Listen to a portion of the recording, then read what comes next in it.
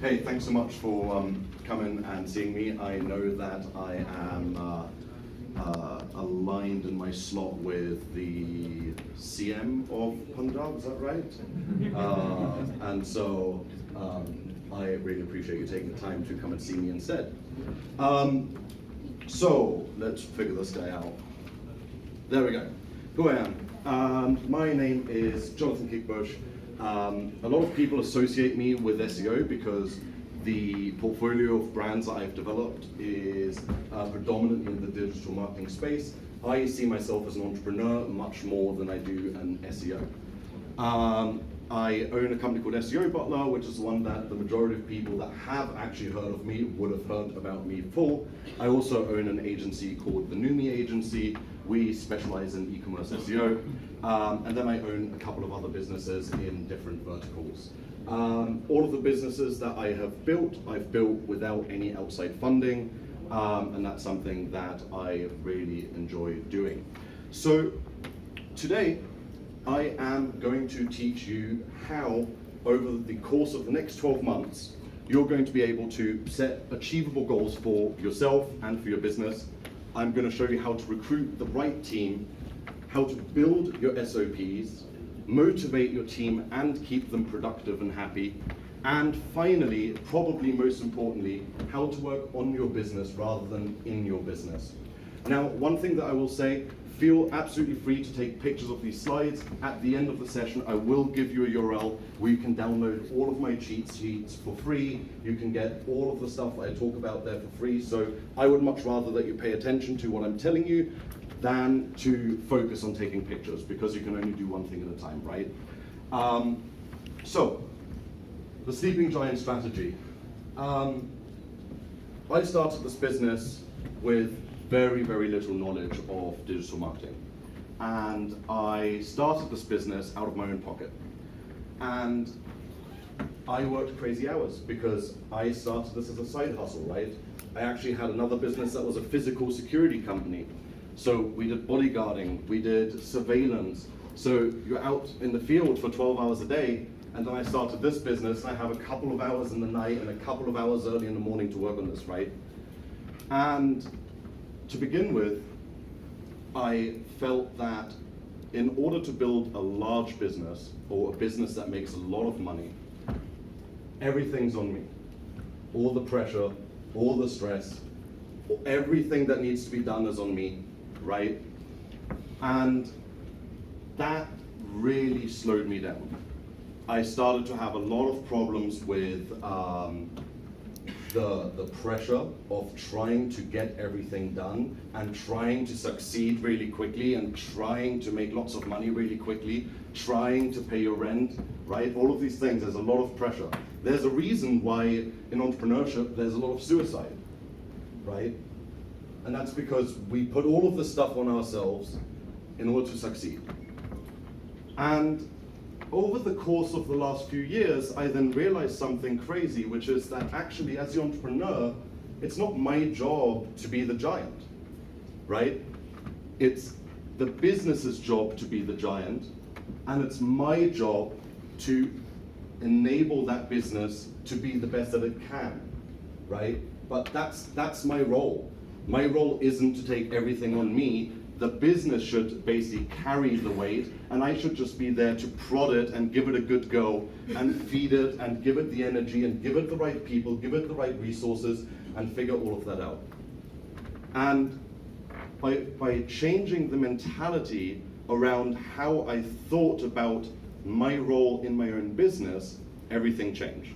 And now you can see it in the numbers in our businesses, you can see it in the amount of people that we have, how happy they are, what we're able to achieve. The fact that I get to come here and speak in front of you guys is already a testament to the fact that I have achieved my personal goals. So, one of the most important things that you're going to be doing ahead of the next 12 months is setting goals. Without knowing where you want to go, you can't find the way, right? You're just wandering aimlessly. And this is probably one of the most important things to do, is to know where you want to go. And I want to make lots of money isn't probably the right approach to setting goals. What you need to do is you need to set a goal, let's say a 12-month goal, and then you need to break it down into smaller, more achievable steps. Why? Because if you don't know what steps you need to achieve along the way, you are never going to be able to know when you're off course. And if you don't know when you're off course, then you're going to get to the end of those 12 months and you're not going to have any idea what went wrong. So let's talk about money to make things simple. Let's say you want to achieve $100,000 over the next 12 months. Great. But if that's your goal and you write that down on a piece of paper and say, Cello, let's go, then you're going to find very quickly that 1 month goes by, you don't hit your goal, you don't know what's going on because you didn't break it down right. 2 months go by, you're still off track, you're like, damn it, I still haven't made $100,000, I only have 10 months left to go. Now, if you actually broke it down, you would realize that in order to achieve $100,000 in 12 months, you only need to achieve $8,000 odd in a month.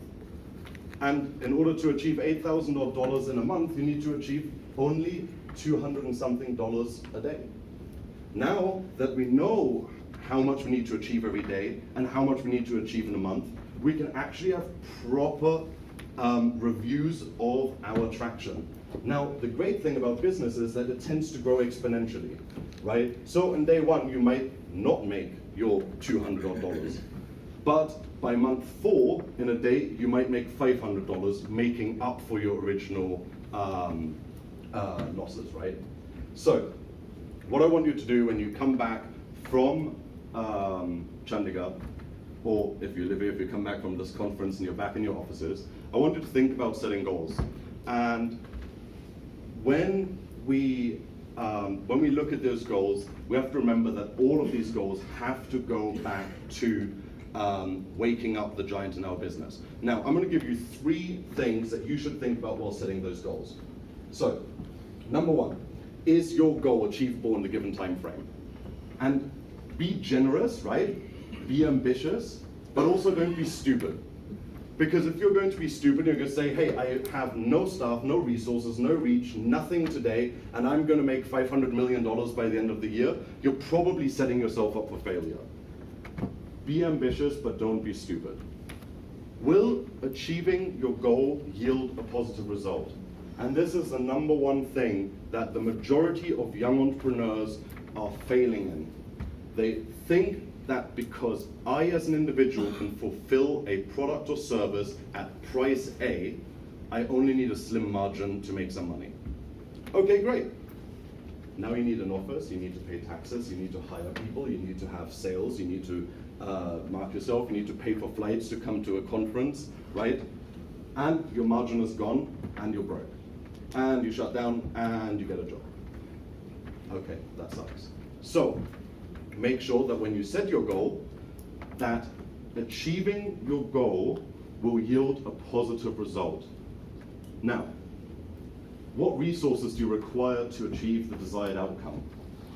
So, at this point, you need to figure out who do you need to hire, how much time do you actually need for it, what kind of software, what kind of cash flow, and again, remember that everything grows exponentially, right? So we need to think that in the beginning, it might just be you. That's fine, like you can be a solo entrepreneur, but as you grow, as you get more stuff, you need to think a little bit about how you're gonna scale that. And even if today you already have a business, sit down, set goals for the next 12 months, and do this review. Even if you already have the staff, right? Because what you need to do is you need to allocate, it's like a cricket team, right? You need to have the right players in your team to win the game. Now that you have your goals, you know where you want to go over the next 12 months, your next goal has to be to recruit your team, your army, your crew, whatever you want to call them. And like I said, even if you already have a team right now, it's important that you follow the next couple of steps so that you can position them just right to achieve your goals. Before I tell you how to recruit your team though, there's one thing that many entrepreneurs are screwing up. You, the entrepreneur, serve your team, and your team serves the customer.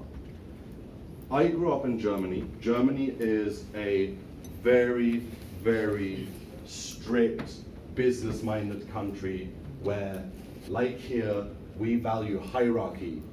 We value showing up in a suit to the most basic thing. Yes sir, no sir, yes ma'am, no ma'am, right?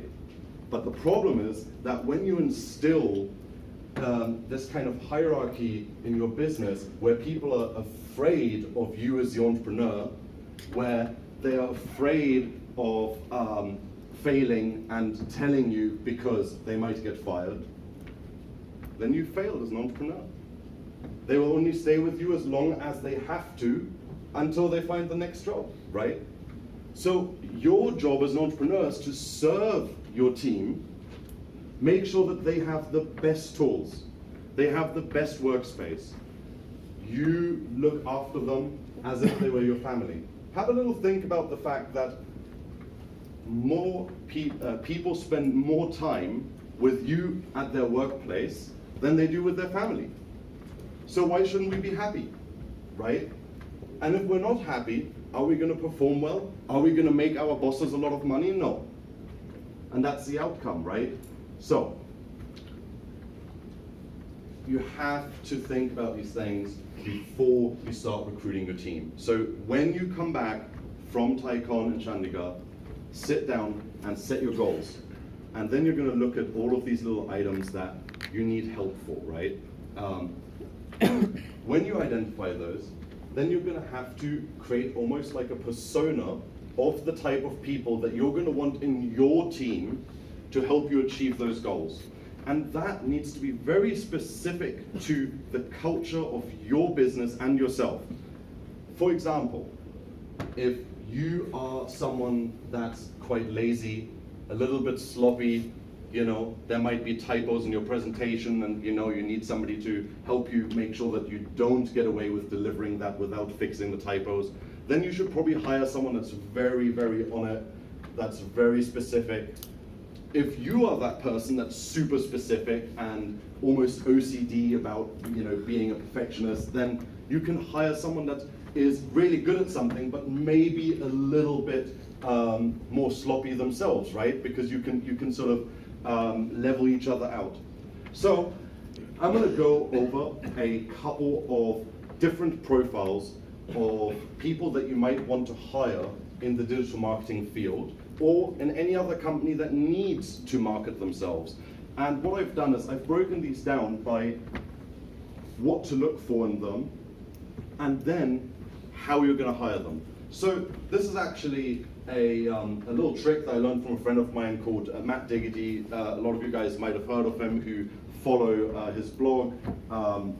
He's a really, really great digital marketer. He recommended to me many years ago, if you want to hire a low-level, entry-level SEO, instead of looking for someone that already thinks that they know SEO, you should hire a gamer. And I'm not talking about someone that's playing Candy Crush on their phone. I'm talking about somebody that's playing games on their computer, right? Why? Because they love to beat the game. And digital marketing is nothing but a game, right? We're trying to get views, we're trying to get clicks, we're trying to beat the competition, we're trying to be on top. And the other thing is, a lot of games today have become very complex. So what do? They know how to research the answer. Great, okay, if we hire this guy, then they might not come and bother you every minute with really stupid questions. They might actually go and research it first via Google or YouTube or whatever before they come and bother you every 2 seconds. So you want an SEO, hire a gamer. How do you do that? A very, very simple process. You publish your advertisement on local platforms if you have an office. If you don't, you might want to go internationally, you might want to look somewhere else. Make applicants execute a simple SOP. And why do we do that? I want to make sure that you don't waste a ton of time going through hundreds and hundreds of CVs and applications. The best thing to do, just make people do a simple task. All the lazy people, all the sloppy people are going to self-disqualify themselves from getting a job with you, right? If you say, I want you to do X, Y, and Z, put it into a Word file and attach it to your application. Every single email that doesn't have an attachment, select all, off in the bin. You've just saved yourself 3 hours of time. And your time's expensive, right? You're the entrepreneur. So, interview in person or video, you want to obviously always make sure that they really are who they are, etc. Hire them on a 3-month probation. This kind of depends on local legislation. In the UK, you can't do more than 6 months. And then the really important thing is set a long-term side project. These people can get bored very, very easily. And the reality is, in client SEO or in affiliate marketing, you're going to most likely ask them to do the same thing over and over and over. And if they're good, they're going to get that experience and leave, right? Because they're probably going to start working for themselves and make a ton of money. So what I would recommend is set up a long-term side project with them. So for example, we have a couple of apprentices that come to us and they have a 12 to 15 months apprenticeship. Throughout that, they of course have to do boring stuff, right? Like that's just the name of the game. Like they have to process orders from our website SEO butler, right? It's the same damn thing every day. But you know what? Each of them gets their own affiliate site project and they get included if we get to sell it, right? That's really exciting. So you get to start, and for us it's great because they're learning more skills, they're making us more money, everybody wins. So, who do we hire next? Writers. Nowadays in the online game we need to create a lot of content, right? And the biggest mistake that I find is that a lot of people try to hire writers that already think they know everything about writing. And there are two problems with that. They're very costly and they tend to be quite set in their ways. And it's not really what you're looking for. So, what are we looking for? If you have one project that you need content for, hire niche specific, right? If your website is all about horses, hire someone that is really passionate about horses, not just a writer that happens to be a writer that then has to research everything, because they're not going to have that insider knowledge, right? So if you have a very specific business, hire the right person for that project. University writing programs. I have said this for many years now, and it's still the most untapped resource ever. The amount of universities globally that have writing programs, journalism, creative writing, professional writing, all of this stuff, you have no idea how grateful those lecturers are if you reach out to them and say, look, we're looking to give experience to some writers that are currently studying. They will get from us, they will get paid. Of course, you can pay them less than you would pay a professional writer. They will get experience. They will get a letter from us at the end of their educational, their program, saying that they worked with us for 12 months or whatever. We've done this with a couple of universities in the US, and the lecturers will literally stand up in front of their entire class and say, this business is looking for university students that are writers that are aspiring to learn more about how to write for the internet. I mean, it's free, right? Like at that point, like it's amazing. There's no doing job applications via Indeed and all of this crap. Just contact one person. I guarantee you that they're going to be super, super grateful for you doing that, because they themselves are constantly looking for opportunities for their students, right? So, how do you hire a writer? I'm going to just smash through this. Advertise where relevant makes sense, right? If you're niche specific, advertise where those people hang out. Then, again, eliminate the lazy bastards. Yeah? Make applicants write a custom sample. Everyone that hasn't attached a sample, select or delete. You've just saved yourself another 3 hours, right? Then, hire them freelance or full-time, however your business is structured. Again, this can be entirely done based on requirements. Some people may want to hire people full-time, some people may want to hire people on a pay-per-word kind of level. That's down to you. Teach the essentials of writing for SEO. I have a very unpopular opinion. I believe that writers shouldn't do SEO on content. I believe writers should write content and SEOs should optimize content. The reason for that is that the consumer wants to read interesting content that converts, right? They want to read content that actually engages them. SEO is for the search engines, so we need to find a fine balance. The second that you start telling people that you need to optimize this way, you need to do this, you're taking the natural writing process out of their hands and you're forcing them into a really tight kind of SOP that's going to ruin everything. Gradually delegate content planning. Content planning is a really huge time sink, and writers are actually really damn good at it. After they've written for you for 2 or 3 months, they are probably going to be totally on top of what content's missing on the site, what topics they could write next, right? Just assign it to them, get them to do it, to send it over for you, and you just review it and tell them, okay, let's go. So the last one that I'll tell you about before we move on to more exciting stuff is marketing assistants. So a lot of people these days are trying to create more content on different platforms, whatever it might be right now. I think right now the cool one is TikTok. A lot of people, again, try to hire marketing people to fill that role. I think that's wrong. I think that you should try to hire journalists, people that have studied journalism. And the reason for that is that they're super well educated in research, they're super well educated in writing, they're not afraid to reach out to people, right? All of these things are a perfect fit. They're writers by definition. And the one thing that I say here, easy to hire. I don't know what it's like in India, but in the US and the UK, there are so many more journalists getting qualified every day than there are jobs for journalists. So it's pretty easy to find one that suits your needs, and they will be very grateful for the opportunity. How do you hire them? You guessed it, publish an advertisement, make a video application must. Why? So that they self-disqualify. And by making them do a video application, you also know that they're not too scared to get onto video, right? Again, that might be really important for you. You might be someone that wants them to actually create some video content. Nothing is worse than hiring someone for that role and then saying, okay, you can't, they say, oh, I'm happy with the job, but I don't want to do video. Okay, that sucks. Right. A lot of control will give guidance where necessary, right? So a lot of the things that I see in a lot of business happening is that they hire someone for this role, that person has loads of ideas and plans and is really excited, and you say, no, we just want to do LinkedIn right now. Give them some free roam, right? I think that you'll find that they will do very well. Okay, let's move on. We've done that. Now, this is probably the biggest time saver, money saver. It's just, this is hopefully going to change the game. So one of the things that's very important for every business that's trying to scale is standard operating procedures.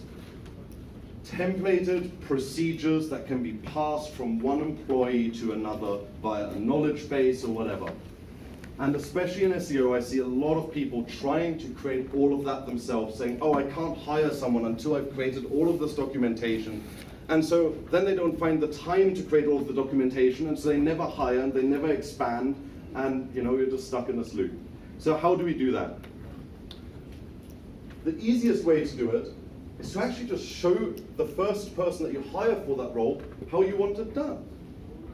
And then get them to make the SOP video, which you can review, and by doing so, you can actually see if they understood the thing that you just taught them, right?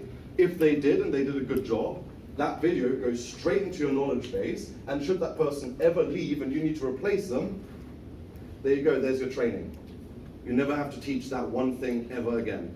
Now, earlier you heard Craig mention rev.com.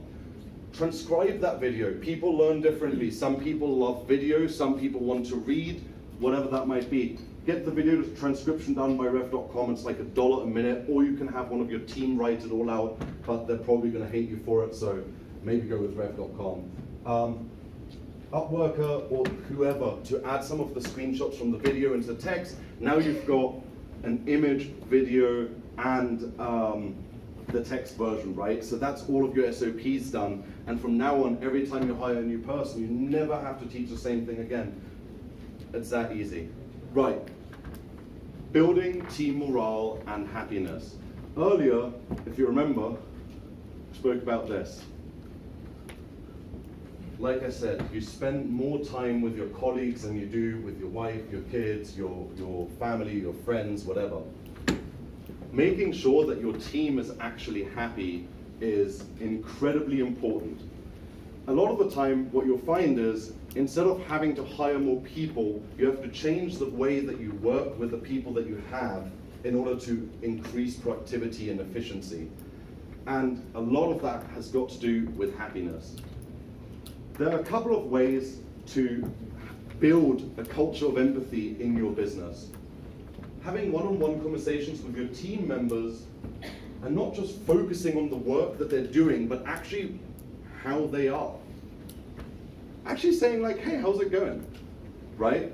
How's your family? Is everything okay? I've noticed that you've been very quiet recently. What's going on? Having this one might be more UK focused because we like to drink a lot. Having team outings focus on growing together, not just consuming alcohol, right? Giving team members a sense of responsibility and ownership over projects. Everybody wants to be the boss of something. You remember how I said even our apprentice has their own 12-month project that they're responsible for. By having that responsibility, you want to do better. Having an open door policy, again, making sure that you as the entrepreneur or as the boss are always approachable no matter what the problem. I have helped some of my team members move house because they broke up with their boyfriend or girlfriend or whatever, they didn't have a car, right? It's not that hard, guys. Get your team to buy into short and long-term goals. I already sort of mentioned that. Pay generous but not insane salaries. It should always be about a healthy living wage, right? Just because you're able to pay someone less doesn't mean that you should pay them less. One of the really, really interesting things that we found is, so our company has about 50 writers. And we found that productivity was going down in the second half of the day, right? It's really difficult to be really creative and sit in front of a computer and write the whole day. So what we actually did is we cut the hours by 1 hour for the day. So instead of working from 9 to 5, they worked from 9 to 4. Right? So that meant they came into work, they did their best work, they had lunch, they worked for a little bit longer, and then they can go home. You know what and this is without changing their salary. So they get paid the same amount but work an hour less. Productivity went up. Because they're happy, they can go home, they can relax a little bit, they can rest their mind. You can't be super creative and super productive the entire day. Right. Working on the business, not in the business. Let's do this quickly because I'm already being shooed off. How to break the bottleneck, right? So, this is really important, and I want you guys to do this monthly during your next 12 months. After you've set your goals, you've recruited your team, you've built your SOPs, and you've built a really happy, friendly culture in your company.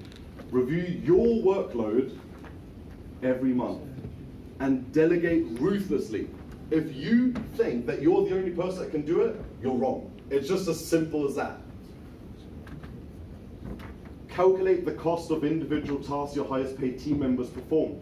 A lot of the time what ends up happening is that somebody in your team thinks that they're the only person that can do that task themselves, but it's a really expensive resource in your team, and so they're wasting your money. Make sure that easier tasks can be delegated to other team members via your SOPs. What can be done by outsourced resources without reduction in quality and efficiency, right? Instead of hiring another 10 writers, maybe you hire my company, SEO Butler, to write some of that content for you. Implement training processes so skills drip up and down the hierarchy. Have your SOPs been created, right? So all of these things. Also, you'll notice there that I deleted a spot, number 5, that was repetitive, and because I'm not the person that's super accurate, I have to hire loads of people that are really specific, but because I did it last night, no one was there to check it. So there you go, I should have hired someone else. Okay, look, over the next 12 months, here's what you're gonna do. You're gonna sit down, you're gonna set achievable goals for yourself and your business. You're then going to hire the right team or move people in your team around to achieve those goals. You're going to have your team build your SOPs for you and deploy them so that in your business you can keep on scaling. You're going to motivate your team and keep them productive and happy. And then you're going to work on your business, not in it. And once you've done all of that, hopefully you too will have turned your business into a massive giant. There's one last thing that I want to leave with you. I believe that India will be the next online superpower, but it is down to people like yourselves to make that happen. My name's Jonathan Kiekbusch. Thank you so much for giving me your attention. Download all the slides on that URL there, and you can also download all of my cheat sheets with the